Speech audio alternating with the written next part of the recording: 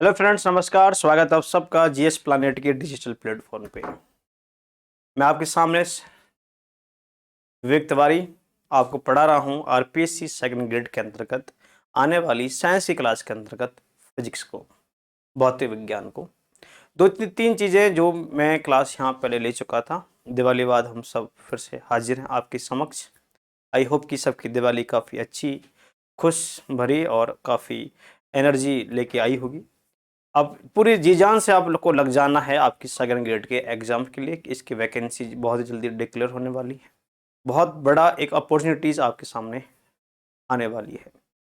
Vacancy भी इस बार उसकी साइंस की कुछ ज़्यादा वैकेंसी आएंगी, तो इसलिए और ज़्यादा मेहनत आपको अभी फ़िलहाल करनी पड़ेगी, जिससे कि इस बार ही आपका बेड़ा पार हो जाए और आपका जो ड्रीम है, जो सपना है, जो टारगेट है, वो पूरा हो जाए। इसमें जितना भी हम आपको हेल्प कर पाएंगे, पूरी हेल्प आपकी हम करेंगे। पिछली जो हमारी क्लास थी, पिछली जो हमने सेशन में आपको कुछ पढ़ाया था, हमने स्टार्ट किया था motion and law of motion. तो सबसे पहले हमने जो स्टार्ट किया था वो गति स्टार्ट की थी। हम पहला वो गति ही पढ़ाते रहेंगे, मोशन के बारे में आपको हम पढ़ाते चले जाएंगे। गति पूरे होने के बाद फिर हम गति के नियमों पे आएंगे। फिलहाल हमारा मेन मोटिव है मोशन, गति है। उस गति में, उस मोशन में हमने आपको डिस्टेंस और डिस्प्लेसमेंट के बारे में, दूरी और विस्थापन के बारे में कुछ चीज़ें बता दी थी। उसी सिलसिले को हम थोड़ा सा आगे बढ़ाते हैं और एक अच्छा सा क्वेश्चन हम आपके सामने आपको करके बताते हैं। एक क्वेश्चन है, अगर आप करोगे इसको तो ये काफ़ी अच्छा लगेगा आपको करने में।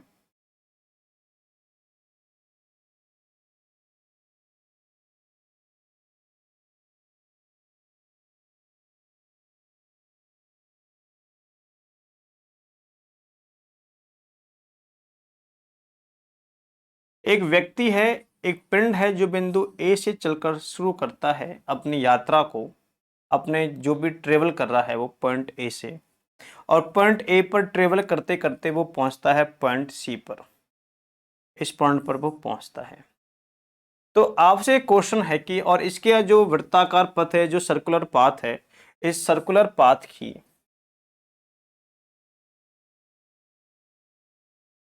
ये जो वृत्ताकार पथ आपको दिखाई दे रहा है, इस वृत्ताकार पथ की जो त्रिज्या, जो रेडियस है, सपोज करो वो आर है। आर है ये, ठीक है ना, यहां से यहां तक की दूरी आर है। आपसे क्वेश्चन पूछा जाएगा कि ए से लेकर सी तक जब ये कोई भी ऑब्जेक्ट, कोई वस्तु या कोई व्यक्ति पहुंचता है, बिंदु ए से अपनी यात्रा शुरू करके, ए से यात्रा शुरू करते करते करते करते वो बिंदु सी पर पहुंचता है, रीच एट पॉइंट सी। तो जब वो सी पर पहुंचता है, तो सी पर पहुंचने के बाद उसका डिस्टेंस तो कितनी तय कर लेगा, दूरी कितनी हो जाएगी, और दूरी के साथ साथ उसका जो विस्थापन है या जो डिस्प्लेसमेंट है वो कितना हो जाएगा। दो चीजें आपसे वो पूछना चाहता है, आपको इसका जवाब देना है कि जब वो पॉइंट ए से सी पे पहुंचता है, कोई व्यक्ति, कोई पर्सन, कोई मैन, कोई बॉडी, कोई ऑब्जेक्ट, कुछ भी वहां पे हो सकती है, जब ये बिंदु ए से बिंदु बी पे सी पे पहुंचता है, ये सपोज करो बिंदु बी है, तो आपको बताना कि सी तक पहुंचते पहुंचते उसने कितनी दूरी और कितना विस्थापन तय किया। ये दो क्वेश्चन आपके सामने यहाँ पर लिखे हुए हैं, इनके आपको यहाँ आंसर देना है, इनको यहाँ पे आपको आंसर बताना है कि किस किस तरह से इनके आंसर यहाँ पे आप दोगे। बहुत सिंपल था, बहुत आसान है। अप्रोच आपको लेके चलनी है कि जितना अच्छे अप्रोच से आप क्वेश्चन को कर पाओगे, आपके लिए उतना ही वो फायदेमंद होगा, उतनी आपके लिए वो चीज़ें आसान होती चली जाती हैं। आपका अप्रोच किस तरह से होता है क्वेश्चंस को करने का, वो ज़्यादा जरूरी है। अप्रोच आपको देता है आपका कॉन्सेप्ट। अगर आपके कॉन्सेप्ट क्लियर हैं तो अप्रोच बहुत इजीली आपकी हो जाती है।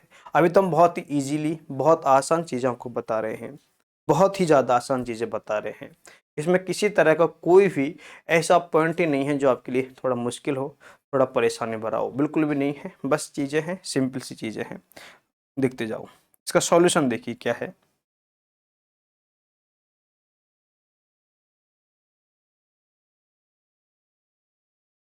इसका सॉल्यूशन देखो।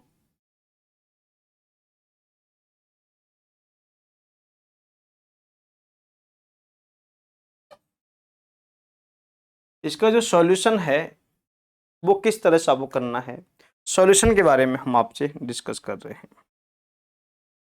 दोस्तों सॉल्यूशन इसका कैसे निकलेगा वो देखो क्या करना पड़ेगा आपको। पहले से मैं फिर से एक डब्बा डायग्राम बना देता हूं। ए से जाता है बी पर और बी से जाता है वो सी पर। इसकी जो त्रिज्या है वो है आर। करना कैसे है देखो दोस्तों, जब यह वस्तु ए से जाती है बी पर, जब ये डिस्टेंस कवर करते ए टू बी, तो ए टू बी को अगर मैं इसे थोड़ा सा और आगे थोड़ा सा बढ़ा देता हूं, तो मैं इसको एक डॉट डॉट लाइन से मैं इस तरह को इसको आपको मैं शो कर देता हूं। ये इस तरह से डॉटेड लाइन पूरा एक सर्किल बन गया है। ये पूरा एक सर्किल है और यहाँ से यहाँ तक का ये हाफ सर्किल है। इतना ये आपका हाफ सर्किल हो जाता है, ठीक है। वो आपको जाता है यहाँ तक है, तो आपको ये निकालना है, यहाँ तक का भाग निकालना है। तो जब वो ए टू बी जाता है, ए टू बी जा रहा है, तो ए टू बी पर डिस्टेंस कितनी है, ये डिस्टेंस मायने रखते हैं यहाँ पर। ए टू बी डिस्टेंस कितनी हो जाएगी, पूरा अगर जाता तो 2πr होता, अगर पूरा सर्किल को कवर करता तो 2πr होता। अगर हम ए टू बी की बात कर रहे हैं तो ए टू बी कितना हो जाएगा, 2πr का हाफ करना है आपको। 2πr का जब हाफ कर दोगे तो क्या निकल के आ जाएगा आपका πr। ये तो ए से बी आया, अब बी से कहाँ जा रहा है, वो सी पर जा रहा है। तो जब वो बी से सी पे जाएगा दोस्तों, तो ध्यान रखना बी से सी पर जब वो जाएगा तो देखो बी से सी ये पूरा का पूरा तो है बी टू ए, तो बी टू ए तो कितना हो जाएगा πr। जैसे ए से बी कितना था, πr था, ए से बी कितना है यहाँ पर πr निकल के आया है। ऐसे जब बी से ए जाएगा तो बी से कुल कितना हो जाएगा, πr हो जाएगा। बी से अगर मैं इसको बी से निकाल कर मैं ए तक पहुंचता हूं तो बी से ए कितना हो जाएगा, ये हो जाएगा आपका πr। लेकिन ये बी से ए जा नहीं रहा, ये तो सी पर अटक रहा है। सी पर जब अटक रहा है तो ये आपका जो πr निकल के आया है उसका भी आपको क्या कर देना है, हाफ कर देना है, आधा कर देना है। अगर बी टू ए चला जाता तो πr हो जाता, तो πr प्लस πr 2πr हो जाता। लेकिन दोस्तों ये ए पे थोड़ी जा रहा है, सी तक पूछा है कि सी पर कितना दूरी तय कर लेगा, ए से सी पे कितना दूरी तय कर लेगा, तो ए से बी हो गया πr।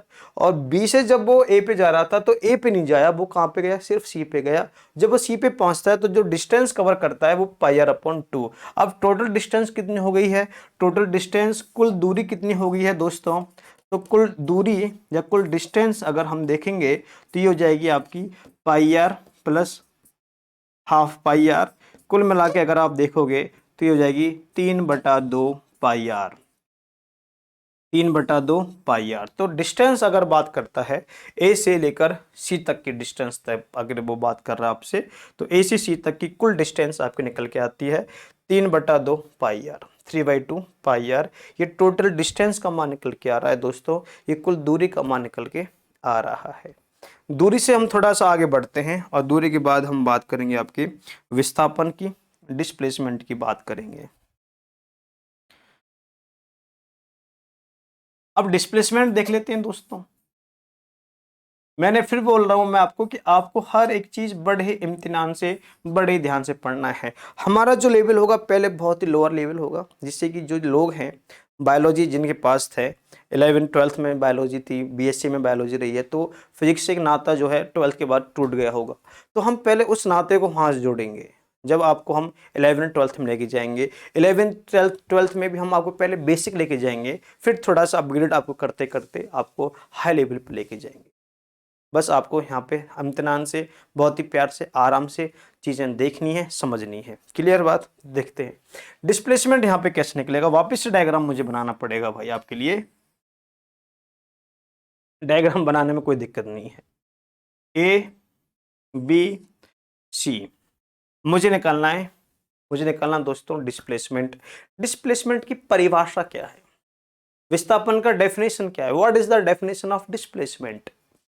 विस्थापन की परिभाषा क्या है, दो बिंदुओं के मध्य की न्यूनतम दूरी, शॉर्टेस्ट डिस्टेंस। न्यूनतम दूरी अगर आप देखोगे तो एक तो ए से बी से सी पहुंच रहा है, एक वो ए से बी जाकर सी पे पहुंच रहा है, और एक वो क्या काम कर रहा है, ये सपोज करो कि आपका केंद्र है, ये आर है, और एक वो सीधा सीधा क्या आ रहा है, ए से सी आ रहा है, सीधा सीधा पहुंच जाता है, स्ट्रेट लाइन में चला जाता है, ए से सीधा सी पे पहुंच गया, ए से सीधा सी पे पहुंच गया। तो दोस्तों ये सबसे छोटी दूरी हो गई ना, यही सबसे छोटी दूरी, यही सबसे स्मॉलेस्ट जो डिस्टेंस होती है वही आपका डिस्प्लेसमेंट कहलाएगा, वही आपका विस्थापन कहलाएगा। तो विस्थापन तो ये है। अब इसका मान निकालना है। इसका मान निकालने के लिए आप यहाँ से एक सीधी त्रिज्या और खींच दो, और त्रिज्या का मान तो कहीं से खींचो, त्रिज्या तो आ ही रहेगी। किसी बिंदु से यहाँ से खींच लो, यहाँ से खींच लो, यहाँ से खींच लो। केंद्र से अगर आप परिधि को मिला रहे हो, केंद्र से अगर आप सर्कमस्टेंसेस को मिला रहे हो, तो इसका मतलब है कि आपने जो स्पेस, जो इसकी स्पेयर है, जो आपका या जो आपका सर्किल है, उसकी जो सर्कमस्टेंसेस है, उसकी जो परिधि है, उस परिधि को अगर आप मिला रहे हो केंद्र से, तो वो त्रिज्या कहलाती है। और हर बिंदु से त्रिज्या का मान कैसा आता है दोस्तों? समान आता है। तो यहाँ से आपने खींच ली इसको, इसका मान आर है, इसका मान भी आर है, आपको इसका मान निकालना है। इसका मान निकालने के लिए दोस्तों यहाँ पे तुरंत पाइथागोरस थ्योरम लगा, तो इसको लिख दो आप ओ, इसको लिख दो आप ओ। तो पाइथागोरस थ्योरम क्या होती है दोस्तों? वो होती है कर्ण स्क्वायर हाइपोटेन्यूस स्क्वायर। कर्ण स्क्वायर होता है, हाइपोटेन्यूस स्क्वायर होता है, बराबर होता है बेस स्क्वायर, मतलब कि आधार का स्क्वायर होता है, प्लस परपेंडिकुलर, लंब का स्क्वायर होता है, परपेंडिकुलर स्क्वायर होता है। ये आपके किसका फॉर्मूला निकल के आता है? पाइथागोरस थ्योरम का फॉर्मूला निकल के आता है। Hypotenuse square is equal to base square plus perpendicular square. बात समझ में आ रही है आपको? कर्ण का स्क्वायर बराबर होता है लंब का स्क्वायर प्लस आधार का स्क्वायर। ये आपका कर्ण है, AC आपकी कर्ण है, AC स्क्वायर, AC स्क्वायर बराबर आपका हो जाएगा AO square plus OC square. तो AO का मान हमको दे रखा है, AO है R का स्क्वायर कर दिया, प्लस OC कितना है? R है, R का स्क्वायर कर दिया, दोनों मिलाकर हो गई हैं 2R स्क्वायर, दोनों मिलकर हो गए हैं 2R स्क्वायर। दोनों का मिलकर जब 2R स्क्वायर हो गया है तो दोस्तों ये तो AC स्क्वायर है। और अगर मुझे AC का मान निकालना है तो इसका अंडर रूट निकाल दो, 2 का अंडर रूट 2 हो जाएगा और R का R हो जाएगा। आर स्क्वायर का तो हो जाएगा केवल आर, और 2 का जो स्क्वायर रूट होता है वो जो होता है अंडर रूट 2। या फिर इसका एक और होता है, वो होता है 1.414। जो आप निकालना चाहते हो वो आप निकाल सकते हैं, वो आपकी मर्जी पर डिपेंड करता है। तो ये है आपका डिस्प्लेसमेंट, ये आपका विस्थापन है। इस तरह की चीज़ें आपके लिए काफ़ी इंपॉर्टेंट होती हैं। तो इस क्वेश्चन से आपको ये समझ में आया है किस तरह से हम क्वेश्चन को कर सकते हैं, किस तरह का क्वेश्चन आपके एग्जाम में आपसे पूछ सकता है। बहुत ही आसान था, बस अप्रोच पर डिपेंड करता है किस तरह के अप्रोच आप यहाँ पर लगाते हो। क्लियर? चलिए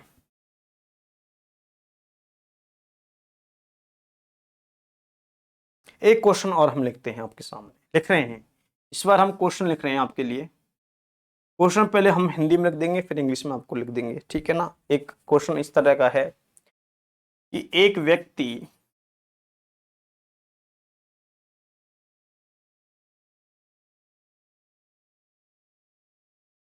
40 सेकंड में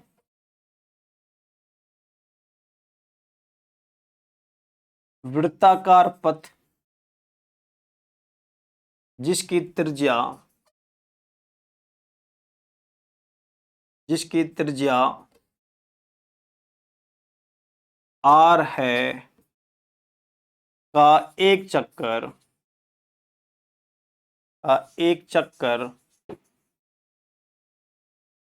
पूरा करता है, पूरा करता है, तो 220 सेकंड में उसके द्वारा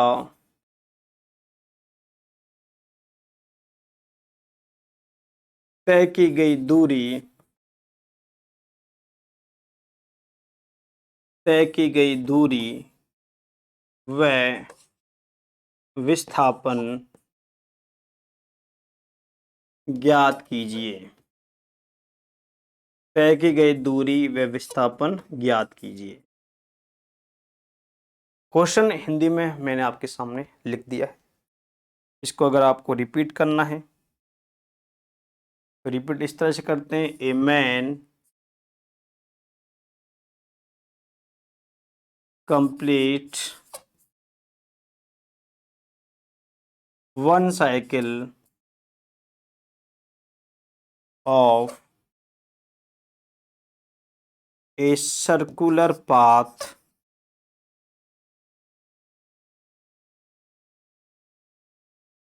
with radius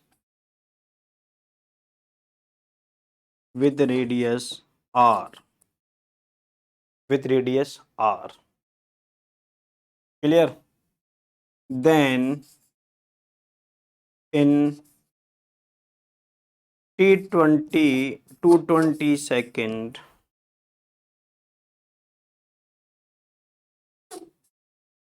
how much distance and displacement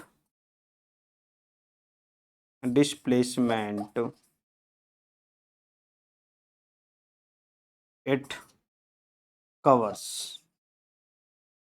question बहुत आसान बिल्कुल आपके सामने लिखा हुआ है। क्वेश्चन को आप समझ सकते हो, दोबारा से पढ़ सकते हो कि एक व्यक्ति किसी वृत्ताकार पथ जिसकी त्रिज्या r है का एक चक्कर वो पूरा करता है 40 सेकंड में। तो आपको बताना है कि भाई तो उसको अगर 220 सेकंड दिया जाए तो 220 सेकंड में उसके द्वारा तय की गई दूरी और विस्थापन कितना होगा, डिस्टेंस और डिस्प्लेसमेंट कितना होगा, डिस्टेंस का मान कितना होगा और डिस्प्लेसमेंट का मान कितना होगा अगर उसे टाइम दिया जाता है 220 सेकंड का, 220 सेकंड का समय दिया जाता है। तो बहुत ही आसान है ये क्वेश्चन भी, इसमें कोई ज़्यादा लफड़ा या कोई ज़्यादा दिक्कत इसमें आपको नहीं आएगी।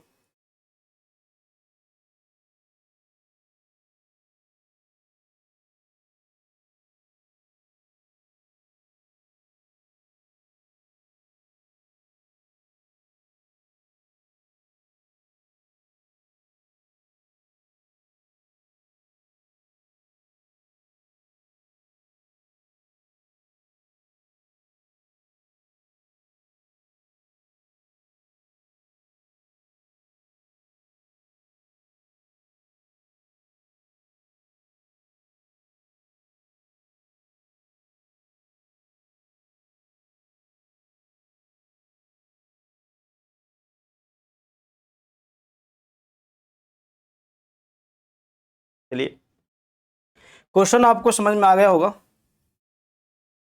अब किस तरह से करना है बस वो देखना है आपको। देखिए भाई, ये कह रहा है कि भाई 40 सेकंड में, बहुत इजीली, बहुत आसान अप्रोच है बस। क्वेश्चन क्या कह रहा है, ये क्वेश्चन पे ध्यान दो कि भाई 40 सेकंड में एक चक्कर पूरा करता है, 40 सेकंड में एक चक्कर, मतलब आप ये कह सकते हो कि 40 सेकंड में वो तय करता है एक चक्कर। 40 सेकंड में तय करता है वो एक चक्कर। इसका मतलब ये हुआ कि भाई एक सेकंड में कितना चक्कर हो जाते हैं उसके, एक सेकंड में कुल चक्कर कितने हो जाते, 1/40 हो जाते। कितने हो जाते भाई, 1/40 हो जाते। आपको यहाँ पर निकालना है चक्कर कितने हो गए, क्योंकि चक्कर निकलते ही आपको ये पता चल जाएगा कि भाई एक चक्कर में 2πr, 2 चक्कर में 4πr, 6 चक्कर में 3 चक्कर में 6πr, 4 चक्कर में 8πr। चक्कर पता चल जाए आपको, बस काम हो जाएगा आपका। तो मुझे चक्कर की संख्या निकालनी है, साइकिल की नंबर निकालनी है, नंबर ऑफ साइकिल्स निकालने हैं। How many cycles he complete in 220 seconds, 220 second में वो कितना चक्कर पूरा कर लेता है, बस इतना निकालना है। बस फिर तो मेरे लिए काम आसान हो गया है। काम आसान करते हैं, 40 सेकंड में एक चक्कर पूरा कर रहा है, 40 सेकंड में 1 साइकिल को कंप्लीट करता है। जब वो 40 सेकंड में एक साइकिल को कंप्लीट कर रहा है तो 1 सेकंड में कितना साइकिल होंगे उसके, 1/40, 1/40 चक्कर हो जाएंगे। ये तो होगा, एक सेकंड में चक्कर कितना हो जाएंगे, 1/40। और कुल कितना समय ले रहा है वो, 220 सेकंड ले रहा है। तो 220 सेकंड में कुल चक्कर, कुल साइकिल कितनी हो जाएंगी। अगर ये तो आपके भाई सिंपल मैथमेटिक्स है, इतना तो आपको सीखना ही पड़ेगा। इसमें तो हम क्या कर सकते हैं, सीधी सीधी बात है कि भाई 40 सेकंड में 40 सेकंड में एक चक्कर कंप्लीट कर रहा है। फिर से बोल रहा हूं कि 40 सेकंड में एक चक्कर पूरा कर रहा है। आसान सी बात हो गई है, यहाँ पर तो कोई दिक्कत वाली बात नहीं है, पहली बात हो गई। दूसरी बात, 40 सेकंड में एक चक्कर, तो एक सेकंड में 1/40 चक्कर, बहुत आसान है। 1/40, 1/40 साइकिल हो जाएंगे। अच्छा, अब कितना है, 220 सेकंड है। तो जब एक चक्कर में उसको एक सेकंड में 1/40 चक्कर हैं, तो दोस्तों 220 सेकंड में कितना हो जाएगा, मल्टीप्लाई भाई 220 कर दिया, ये से कैंसिल आउट हो गया, आंसर आ गया। नंबर ऑफ साइकिल निकालने हैं, चक्करों की संख्या निकालनी है, तो 22/4। ऐसे थोड़ा सा और काट लो, कितने चक्कर आ गए आपके? 11.5 चक्कर आ गए। कितने चक्कर आ गए आपके? 11.5 चक्कर आ गए मतलब 11/2, सॉरी 11.5 नहीं, सॉरी 11/2, मतलब 5.5 चक्कर आ गए हैं। अब एक बात देखो दोस्तों, बहुत आसान सी बात बता रहा हूँ। 11/2 को आप लिख सकते हो 5 सही 1/2 चक्कर, 5.5 चक्कर हो जाएंगे। अब मुझे पता है कि एक चक्कर ये रहा, एक चक्कर ये है, तो एक चक्कर में कुल कितनी दूरी हो जाएगी? 2πr। ये तो है भाई, एक चक्कर में कितनी दूरी है? 2πr हो जाएगी। कुल कितने चक्कर हैं? 5.5 चक्कर है। एक चक्कर में जब 2πr है दोस्तों, तो 11.5 5.5 में कितना है? 11/2, सीधा सीधा लिख लो। 11/2 चक्कर में कितना दूरी? तो 11/2 चक्कर में कुल दूरी कितनी हो जाएगी? 11/2 इंटू 2πr, 2 से 2 कैंसिल आउट, कितना आ गया? 11πr आ गया। 11πr इसका आंसर आ गया। आपको तो सिर्फ देखना है, आपको सिर्फ अप्रोच करनी है, किस तरह से आपको आंसर करके आना है, किस तरह से चीजें करके आनी है। इसका आंसर क्या हो जाएगा? 11πr। आप वैसे भी कर सकते थे, एक चक्कर में 2πr, 2 चक्कर में 4πr, 3 चक्कर में 6πr, 4 चक्कर में 8πr, 5 चक्कर में 10πr, 10πr, और फिर बचता है कितना आपका? आपका बचता है फिर कितना? आधा बचता है। आधे में कितना हो जाएगा? πr।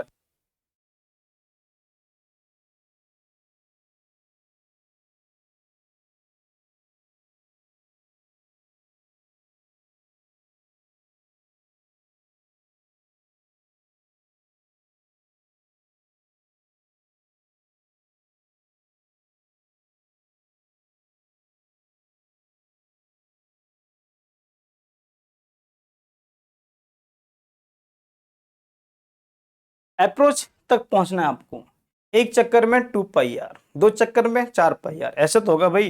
कुल चक्कर कितना गए हैं? 5.5 आ गए हैं। एक चक्कर में कितना है? 2πr है। तो कुल कितने चक्कर हैं आपके पास? 11.5 चक्कर, हाँ सॉरी 11/2 चक्कर हैं, 5.5 चक्कर हैं। तो एक एक करके निकाल सकते हो। एक चक्कर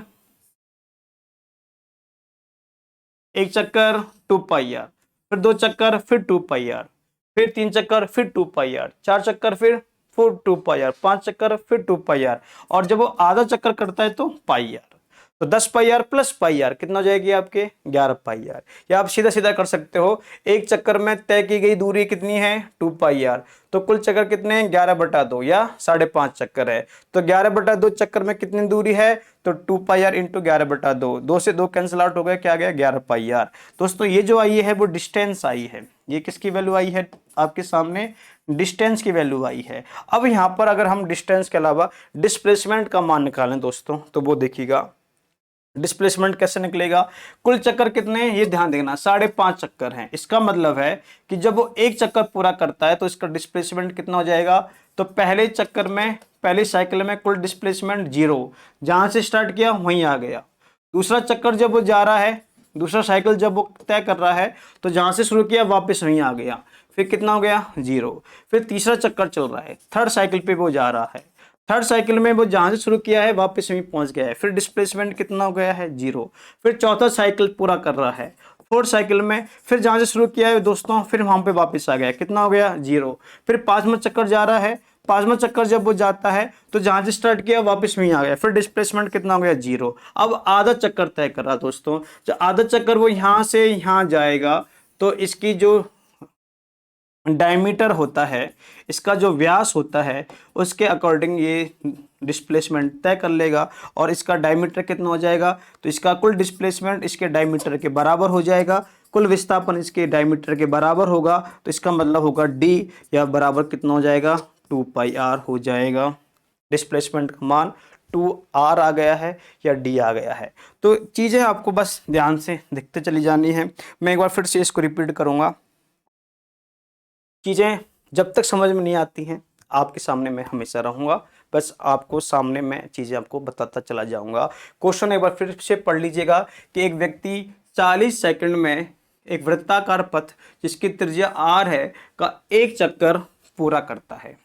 तो यहाँ पर ये पूछा जा रहा है कि भाई जो 220 सेकंड हैं, तो 220 सेकंड में उसके द्वारा तय की गई डिस्टेंस और डिस्प्लेसमेंट, दूरी और विस्थापन, डिस्टेंस और डिस्प्लेसमेंट कितना होगा, डिस्टेंस कितनी होगी और डिस्प्लेसमेंट कितना होगा, ये आपको यहाँ पे ध्यान देना है, ये आपको बताना है। तो डिस्टेंस और डिस्प्लेसमेंट का ही पूरा खेल है। तो हमने क्या किया, हमने सबसे पहले ये किया कि हमने ये पता चला कि भाई 40 सेकंड में वो तय कर रहा है एक चक्कर, सीधी सीधी बात है, 40 सेकंड में वो एक चक्कर पूरा कर रहा है। तो फिर हमने बताया कि भाई 40 सेकंड में जब एक चक्कर तय कर रहा है तो भाई एक सेकंड में कितने चक्कर हो जाएंगे, तो आपने बताया कि एक सेकंड में चक्कर हो जाएंगे 1/40। ठीक है, फिर बताओ कि कुल 220 सेकंड में कितने चक्कर हो जाएंगे, तो 1/40 गुणा 220 कर दिया, 220 से मल्टीप्लाई कर दिया, और 220 से मल्टीप्लाई करने पर हमारे सामने साइकिल के नंबर आ गए हैं 11/2, 5.5 चक्कर आ गए हैं, 11/2 या 5.5 चक्कर आ गए हैं। ठीक है, 5.5 चक्कर हमने यहाँ पे निकाल दिए हैं। क्लियर।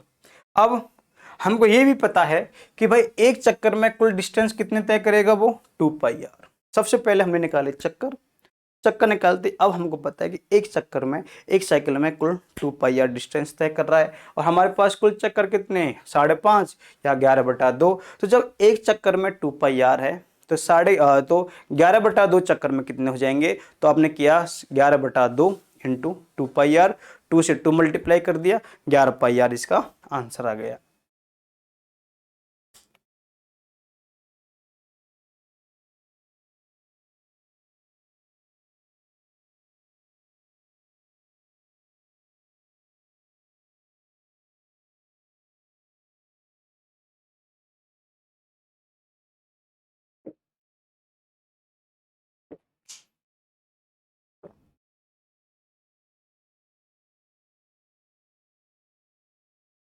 अगला देखते हैं, डिस्प्लेसमेंट निकाल रहे हैं हम कि भाई डिस्प्लेसमेंट क्या होता है, दो बिंदुओं के मध्य की न्यूनतम दूरी होती है। अब तो 5.5 चक्कर में कितना डिस्प्लेसमेंट उसने तय किया होगा, तो 5.5 चक्कर के बाद हम ये देखेंगे कि भाई 5.5 चक्कर के बाद वो था कहाँ। पहला चक्कर पूरा किया तो जहां से शुरू किया वहीं आ गया होगा, डिस्प्लेसमेंट 0। दूसरे चक्कर में भी वही खेल, तीसरे में भी वही खेल, चौथे में भी सेम वही प्रोसेस, पांचवें में भी वो प्रोसेस। तो 5 चक्कर तक तो उसका डिस्प्लेसमेंट था दोस्तों 0। पर जैसे ही वो 5 में से हटकर 5.5 जो पूरा चक्कर करता है, तो आधे चक्कर में दोस्तों वो इस बिंदु पे आ जाता है। माना ये O है, ये ये A है, तो O से A पे आ जाता है। जब वो O से A पे आ जाता है दोस्तों, तो इसमें वो डायमीटर पूरा करता है, व्यास के बराबर दूरी तय करता है, डिस्प्लेसमेंट तय करता है, और व्यास होता है 2r या d होता है। तो इस तरह से डिस्प्लेसमेंट का मान भी यहाँ पे निकल के आ जाता है। इस तरह के बहुत ही अच्छे अच्छे क्वेश्चंस आपके सामने बनते हैं। एक क्वेश्चन इस तरह का और मैं रिपीट करना चाहूंगा जिससे कि ये चीज आपकी और क्लियर हो जाए। देखो, समझो, एक व्यक्ति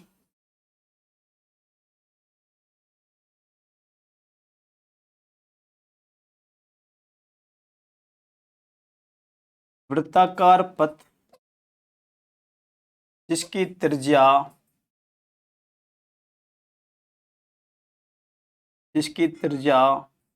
r है का एक चक्कर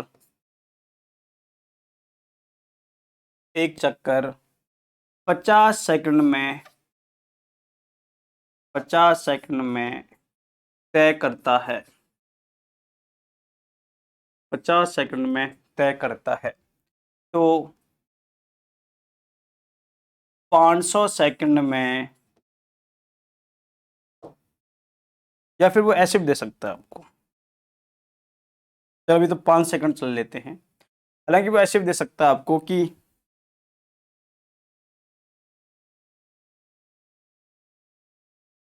8 मिनट 20 सेकंड, ऐसे भी आ सकता है फ्रेंड्स, दोस्तों, ऐसे लिखा हुआ आ सकता है। जरूरी नहीं कि वो हमेशा सेकंड ही दे, वो मिनट भी दे सकता है। आपको मिनट को तुरंत ही सेकंड में कन्वर्ट करके चलना है। एक व्यक्ति वृत्ताकार पथ जिसकी त्रिज्या r है का एक चक्कर 50 सेकंड में तय करता है, तो 500 सेकंड में या 8 मिनट 20 सेकंड में उसके द्वारा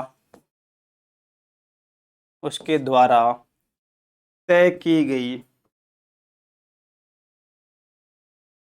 दूरी व विस्थापन ज्ञात कीजिए।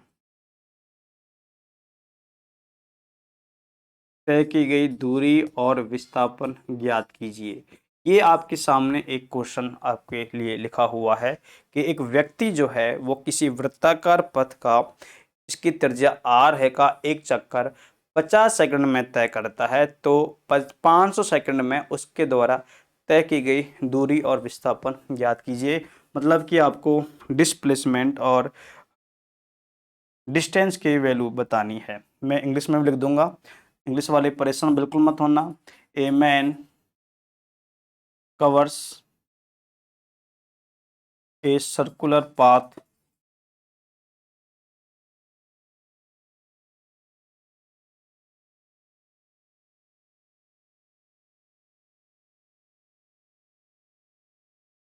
a man completes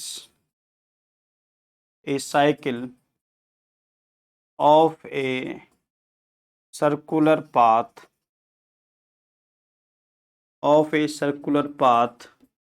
with radius r,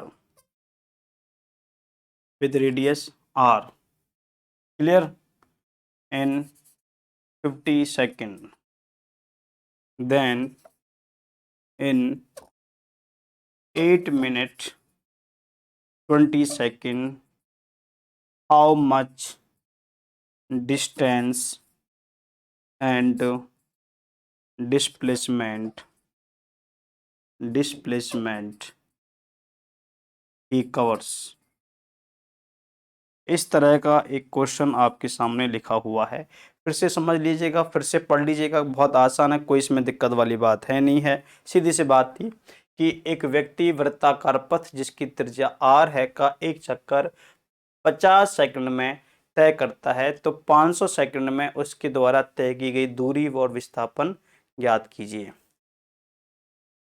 A man completes a cycle of a circular path with radius r in 50 seconds, then in 8 minutes 20 seconds how much distance and displacement he covers। बहुत आसान है, बस आपको वापस से वही trick, वही method लगाना है जो हम अभी तक लगाते आ रहे हैं। तो देखते हैं कि किस तरह का आपको ये करना है, किस तरह से आपको ये समझना है। तो मैं फिर लिख रहा हूँ कि 50 सेकंड में तय करता है वो एक साइकिल।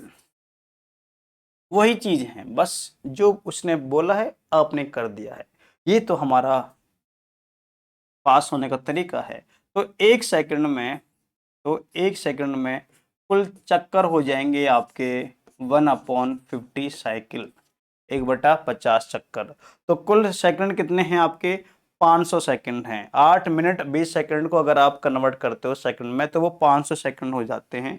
तो 500 सेकंड में कुल चक्कर अगर आपको निकालने हैं, कुल साइकिल आपको निकालनी है, तो हो जाएगा 1/50 गुणा 500, कैंसिल आउट करोगे तो कुल चक्कर आ जाएंगे दोस्तों आपके 10 चक्कर। वो 10 चक्कर पूरे कर रहा है। क्लियर सी बात है। अब दोस्तों एक चक्कर में जिसकी त्रिज्या r है, एक चक्कर में एक साइकिल में कुल डिस्टेंस कितनी होती है यहाँ पर? 2πr। तो दोस्तों कुल चक्कर कितने हैं? 10।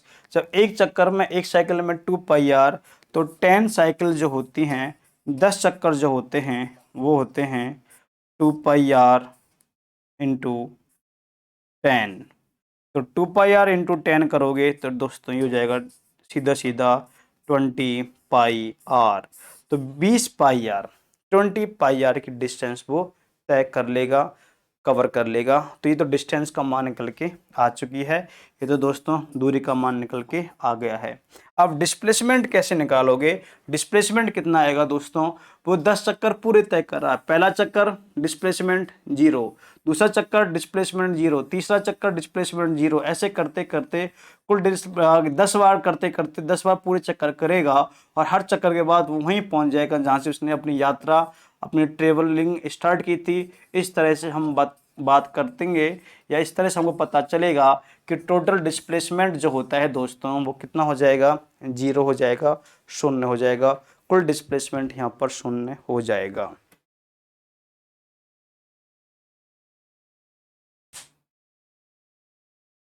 तो इस तरह से ये चीज़ें आपके लिए काम की बनती हैं, इम्पोर्टेंट चीज़ें यहाँ पर बनती चली जाती हैं। अब जो मैं आपसे यहाँ पे अगला टॉपिक शुरू करूँगा वो होता है आपका speed and velocity. Speed and velocity.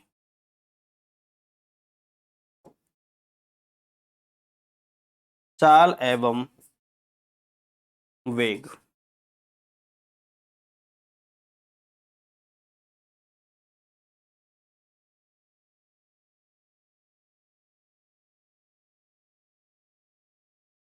Speed and velocity, चाल एवं वेग, क्या अंतर होता है? हम शुरू करते हैं आपकी चाल से, हम स्टार्ट करेंगे आपकी स्पीड से। ठीक है, करते हैं स्टार्ट। दोस्तों जो स्पीड होती है, जो चाल होती है, इसका डेफिनेशन होती है दूरी बटा समय। और चाल कुछ नहीं होती दोस्तों, औसत चाल होती है, एवरेज स्पीड होती है। क्योंकि जब भी आप किसी बिंदु से दूसरे बिंदु तक जब आप पहुंचते हो, जब जाते हो, तो कभी आपकी चाल कम, कभी ज़्यादा, कभी चाल कम, कभी ज़्यादा, इस तरह से होती है। तो लास्ट में जो एवरेज निकल के आती है वो औसतन जो स्पीड निकल के आती है वो एवरेज होती है कि भाई ये चीज़ यहाँ से यहाँ तक गई है, इतनी स्पीड से गई है, इतना स्पीड रही है, एवरेज औसतन रही है। बताएंगे इनके बारे में भी। तो स्पीड जो है, चाल जो होती है, उसका एक डेफिनेशन होती है, परिभाषा होती है कि एकांक समय में तय की गई दूरी चाल कहलाती है।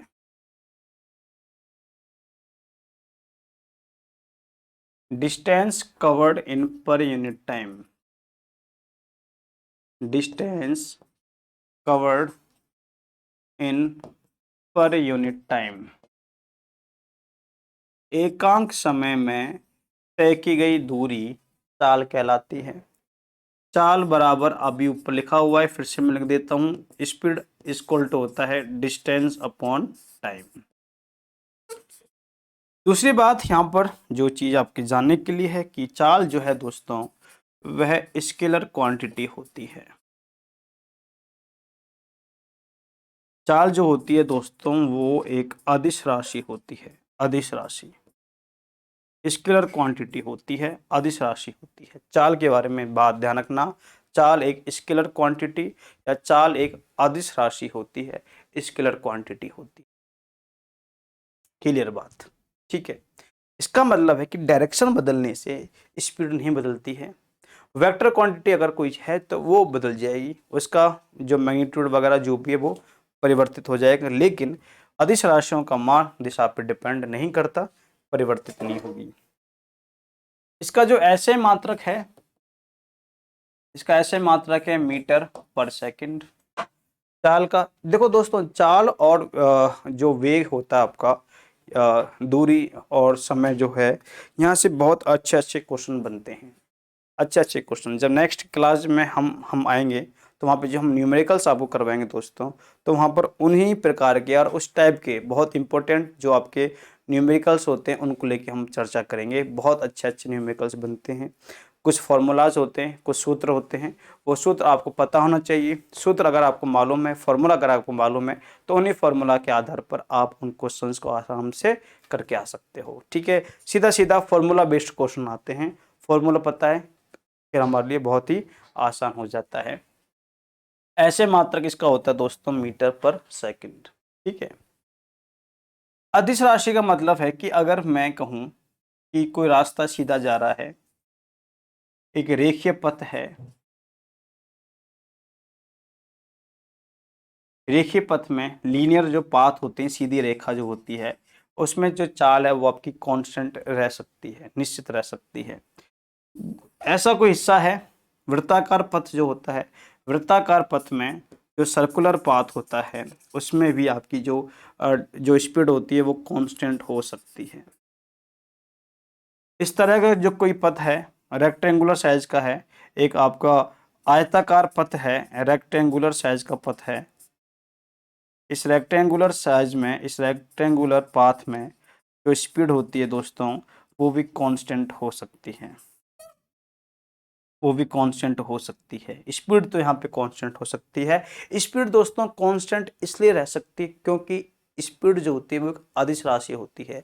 माना कि वो इस बिंदु से चला 50 मीटर पर सेकंड की रफ्तार से, माना यहाँ से चला 50 मीटर पर सेकंड की, या 50 किलोमीटर प्रति घंटे की, या 100 किलोमीटर प्रति घंटे की रफ्तार से चल रहा है।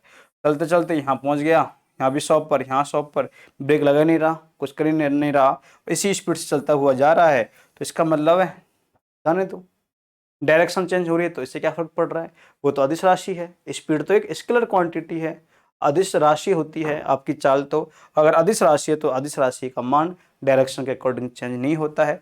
वृत्ताकार पथ में भी इसका मान चेंज नहीं होगा, वृत्ताकार पथ में भी स्पीड जो है कांस्टेंट हो सकती है। अब मैं ये नहीं कह रहा हूँ कि हर बार सेम होगी, हो सकता है कि वो यहाँ पे जाके ब्रेक लगा दे, स्पीड कम कर दें। मैं पॉसिबिलिटीज बता रहा हूं कि हो सकती है एक समान चाल, ये कांस्टेंट स्पीड हो सकती है, स्पीड में कोई परिवर्तन नहीं हो सकता है, ठीक है ना। अगर नहीं करना चाहते, अगर कोई चेंज तो नहीं होगा, कोई इफेक्ट नहीं पड़ेगा, डायरेक्शन के अकॉर्डिंग स्पीड चेंज नहीं होती है, परिवर्तित नहीं होती है।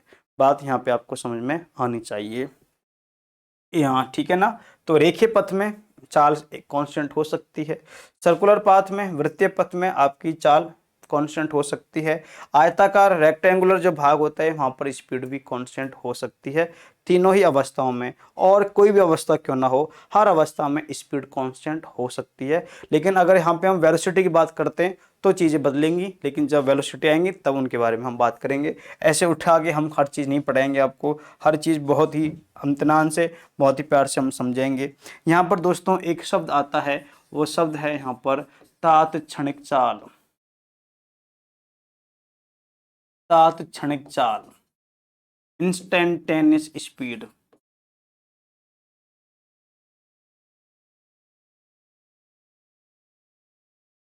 तात्क्षणिक चाल क्या होती है?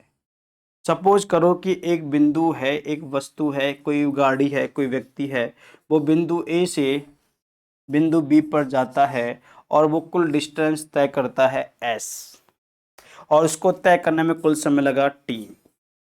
ये टी तो है टाइम, और एस यहाँ पर मान लीजिएगा डिस्टेंस, दूरी है। एक व्यक्ति, कोई भी व्यक्ति है, वो बिंदु ए से बिंदु बी पर जाता है, बिंदु ए से बिंदु बी पे जाता है, और उसके द्वारा कुल डिस्टेंस तय करता है वो एस, और उसे कुल टाइम लगा कितना, टी समय लगा। तो ये आपकी तो है दूरी, ये आपकी है distance, S upon T, distance निकल के आ जाएगा, फिर स्पीड निकल के आ जाएगी, एस अपॉन टी करोगे तो आपकी चाल निकल के आ जाएगी। पर दोस्तों हमें तो निकालना है इंस्टेंटेनियस स्पीड।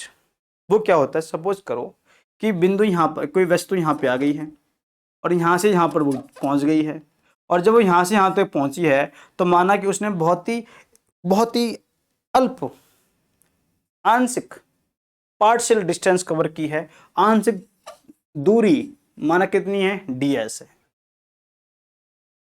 ए से बी की कुल दूरी थी आपकी s, और ए से बी तक s दूरी को तय करने में, s डिस्टेंस को कवर करने में टाइम लगा आपका t, टाइम लगा आपका t। तो ए से बी की आप निकालोगे स्पीड, स्पीड बराबर होता है आपकी दूरी बटा समय, निकाल लोगे, आसान सा, कोई दिक्कत नहीं है। लेकिन मुझे निकालनी है तात्क्षणिक चाल की, ये क्या है, ये क्या होती क्या है। तो मैंने देखा कि भाई मैं मान लो कि मैं पी से क्यों गया, बस बहुत ही अल्प दूरी तय की मैंने, मैं यहाँ से, माना कि मैं यहाँ से यहाँ गया, यहाँ से मैं यहाँ आया, बस इतनी सी दूरी तय की, और इसको तय करने में माना समय लगा मुझे, अल्प समय लगा, माना dt लगा, ठीक है ना। अल्प समय को हम ds dt d इस तरह से निकलते हैं, हमको निकालना पड़ता है, ठीक है।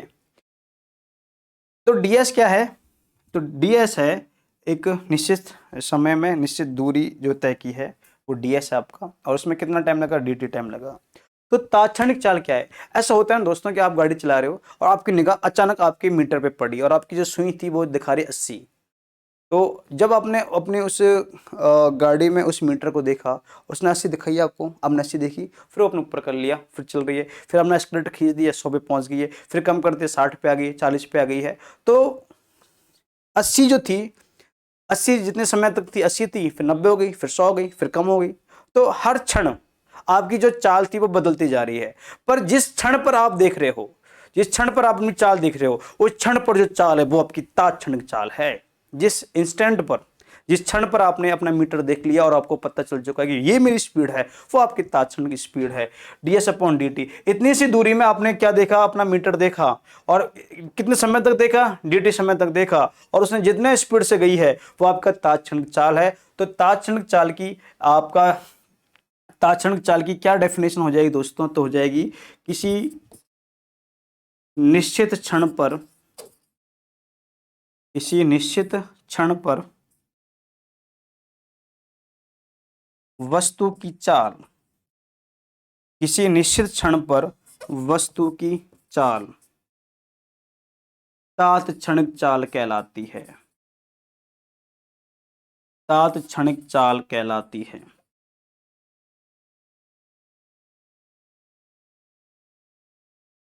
किसी निश्चित क्षण पर वस्तु की चाल तात्क्षणिक चाल कहलाती है। इसके इंग्लिश में लिख देते हैं, speed of any object at any particular instant is called instantaneous speed, instantaneous speed। किसी निश्चित क्षण पर वस्तु की चाल तात्क्षणिक चाल कहलाती है, जो शो होता है ds/dt से, ds/dt से।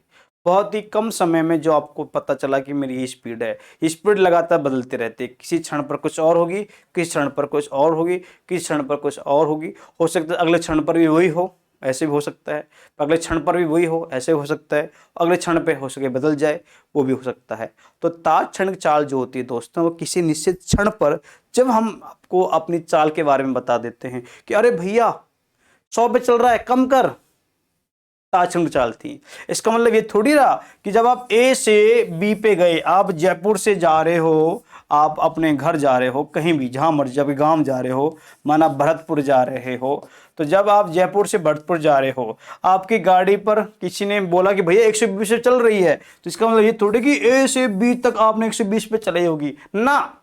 जब वो आपको, कोई आपके साथ बैठा हुआ था गाड़ी में, उसने बोला भैया तेरी गाड़ी तो 120 पे चल रही है, उस क्षण पर आपकी चाल 120 थी। जयपुर से भरतपुर तक लगातार 120 नहीं रही होगी। हो सकता है कोई आप लोगों में से कोई भगवान हो, कोई देवता टाइप का हो, उसने 120 पे चला रखी है, स्टार्ट किया 120 पे घुर घुर किया और 120 तक ही पहुंच गया। ऐसे भी हो सकता है, मना नहीं कर रहे, लेकिन होता नहीं है, पॉसिबिलिटी ऐसी चलती नहीं है। कभी ब्रेक लगाना पड़ता है, कभी स्पीड ज़्यादा हो जाती है, कभी कम हो जाती है। पर जब जब जिस जिस समय पर आप चाल देख रहे हो, उस समय पर जो जो चाल आपकी होती है वो आपकी तात्क्षणिक चाल कहलाती है, वो आपकी इंस्टेंटेनियस स्पीड कहलाती है। ठीक है ना। तात्क्षणिक चाल दोस्तों, इसको नापने के लिए एक मीटर होता है और इस मीटर का नाम है स्पीडोमीटर। ध्यान रखिएगा, instantaneous speed, instantaneous speed.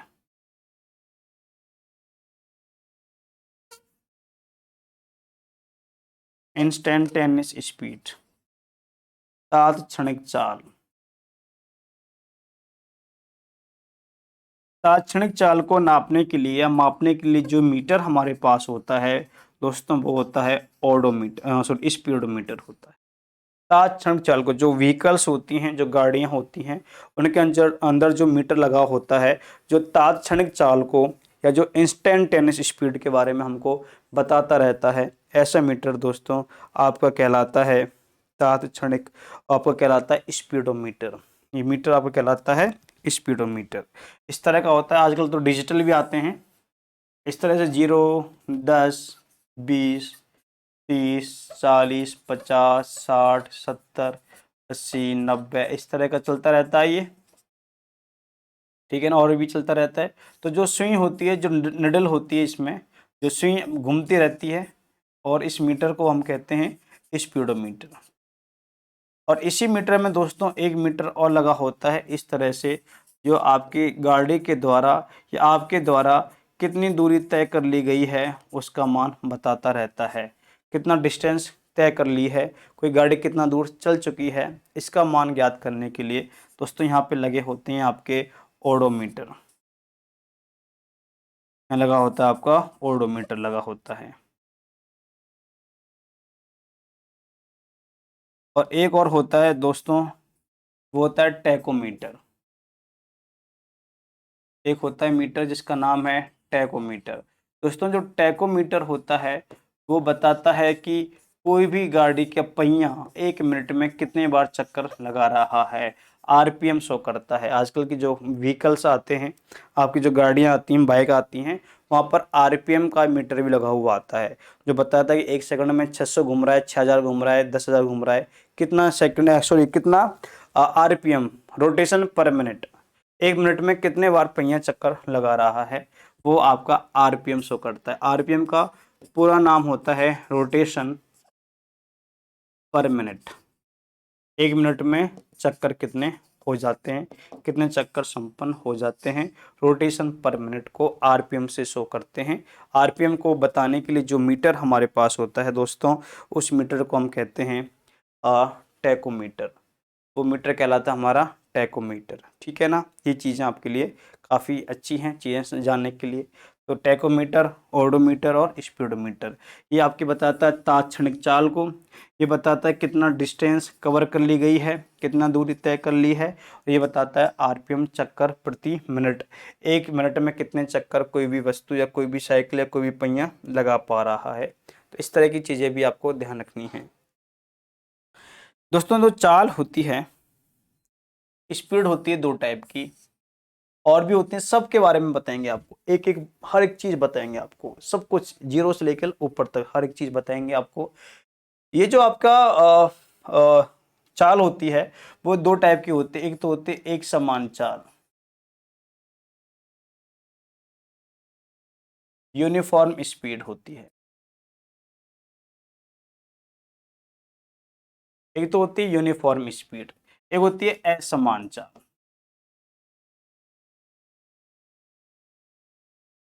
Non uniform speed.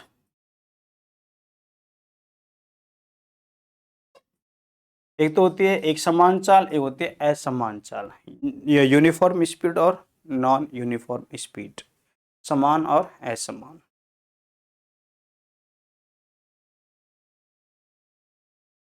दोस्तों जो एक समान चाल होती है इसका मतलब ये होगा कि यदि कोई वस्तु समान समय अंतरालों में समान दूरी तय करता है, कि जैसे कि मैं एक एग्जांपल से बता रहा हूं कि ए से बी तक की कुल दूरी है 500 किलोमीटर, और इसको तय किया जा रहा है मान लीजिएगा कि 5 घंटे में। जस्ट एन एग्जाम्पल है। तो मैंने क्या किया कि टाइम इंटरवल को फिक्स कर दिया है कि अब मैं एक एक घंटे की बात कर रहा हूँ। 5 घंटों को मैंने 5 भागों में बांट दिया है, 1 घंटा, 2 घंटा, 3, 4 और 5 घंटे। मैंने देखा कि पहले घंटे में इसने दूरी तय की 100 किलोमीटर, अगले घंटे में इसने दूरी तय की 100 किलोमीटर, अगले घंटे में इसने दूरी तय की 100 किलोमीटर, अगले घंटे में इसने दूरी तय की 100 किलोमीटर, अगले घंटे में इसने दूरी तय की 100 किलोमीटर। तो मैंने देखा कि हर एक निश्चित समय अंतराल में, एक सर्टेन टाइम इंटरवल में जो मैंने फिक्स किया है, आप 10 मिनट भी फिक्स कर सकते हो, आप 50 मिनट भी फिक्स कर सकते हो, आप 1 घंटा भी फिक्स कर सकते हो, आप आधा घंटा फिक्स कर सकते हो, उसके अकॉर्डिंग आप टाइम इंटरवल को बांट सकते हो। और मैं देखता हूँ कि मेरे द्वारा जब भी मैं जो भी समय देख रहा हूँ, 10-10 मिनट का समय लेकर चल रहा हूँ, 1-1 घंटे का समय लेकर चल रहा हूँ, आधा-आधा घंटे का समय लेकर चल रहा हूँ, तो हर एक समय में, हर 30-30 मिनट में वो इतना दूरी तय कर रहा है। 50-50, पहले में 50, दूसरे में 50, तीसरे में 50, चौथे में 50, छठे में 50, सातवें में 50, आठवें में 50। तो मैंने देखा कि यार हर एक निश्चित समय पे जो समय मैं तय कर रहा हूँ उस समय में वो समान दूरी तय कर रहा है। इसका मतलब ये जो आपकी चाल है वो दोस्तों एक समान चाल कहलाती है। यदि कोई वस्तु निश्चित समय अंतरालों में, एक निश्चित टाइम इंटरवल में एक कांस्टेंट स्पीड और एक कांस्टेंट डिस्टेंस, एक निश्चित दूरी तय करती है या एक समान दूरी तय करती है, वो आपकी एक समान चाल या वो आपकी यूनिफॉर्म स्पीड कहलाती है। पहली बात। दूसरी बात है असमान चाल की। नॉन यूनिफॉर्म स्पीड, असमान चाल। असमान चाल क्या होती है दोस्तों कि भाई मैंने देखा कि कोई वस्तु है वो बिंदु ए से चल रही है और बी पे जा रही है और 500 किलोमीटर की दूरी उसने तय की है 5 घंटे में, और मैंने एक एक घंटे का टाइम इंटरवल ले लिया है। तो मैं देखता हूँ कि पहले घंटे में 100 चली, अगले घंटे में 110 चली, फिर 90 ही रह गई, फिर वो 80 रह गई, फिर वो 120 चल गई। तो मैंने देखा कि भाई दूरी तो टोटल कितनी है, 500 है, और हर एक घंटे में मैंने देखा लेकिन हर एक घंटे में तय की गई दूरी का मान अलग अलग आ रहा है। पहले में 100 कर रही है, फिर 110 कर रही है, फिर 90 कर रही है, फिर 120 कर रही है, फिर 80 कर रही है। तो मैंने देखा कि हर समय में, हर एक निश्चित समय में उसके द्वारा या वस्तु के द्वारा या गाड़ी के द्वारा तय की गई दूरियां अलग अलग हैं, डिफरेंट डिफरेंट हैं। तो इसका अर्थ क्या हुआ कि जब कोई वस्तु निश्चित समय अंतरालों में डिफरेंट डिफरेंट अलग अलग असमान दूरी तय करता है तो वो उसकी नॉन यूनिफॉर्म स्पीड कहलाती है, वो उसकी असमान चाल कहलाती है। दोस्तों ये जो चीज़ें मैंने बताई हैं बहुत एक नॉर्मल चीज़ें हैं बताने के लिए। कल जब हमारी क्लास होगी तो इसमें किस तरह की चीज़ें आपसे पूछता है, किस तरह की, क्योंकि जब तक कॉन्सेप्ट क्लियर नहीं होंगे चीज़ों को बताने से कोई मतलब नहीं है। तो ये चीज़ें जो आसान सी चीज़ें होती हैं ये भी बताना होता है, तब जाकर आपका जो बेस क्लियर होने के बाद ही हम सीधे सीधे आपके जो महत्वपूर्ण टॉपिक होते हैं, क्वेश्चन जो आते हैं, किस तरह का अप्रोच करके वो क्वेश्चन पूछता है वहाँ की हम बात करेंगे। तो दोस्तों आज की जो क्लास है इसको हम ही समाप्त करेंगे, ठीक है ना। आई होप कि जो चीज़ें आज हमने आपको बताई हैं वो आपको समझ में आई होंगी। समझ में नहीं आती हैं तो जब आप ये हमारा वीडियो आप देख रहे हैं तो आप मुझे तुरंत ही कमेंट कीजिएगा, जिससे कि मैं आपका आंसर आपको बता सकूं कि कहाँ कहाँ किस किस तरह की दिक्कतें आपके सामने आ रही हैं, ठीक है ना। हालांकि वो चीज़ें हमको भी पता है कि कहाँ कहाँ दिक्कतें आती हैं, किस किस तरह की दिक्कतें आती हैं, और फिजिक्स में तो दिक्कतें ही आएंगी, लेकिन हर दिक्कत का एक इलाज है। वो इलाज हम यहाँ पर आपको देते रहेंगे जेएस प्लैनेट के डिजिटल प्लेटफॉर्म पे। आज की क्लास को इन्हीं के साथ समाप्त करते हैं। थैंक यू, धन्यवाद।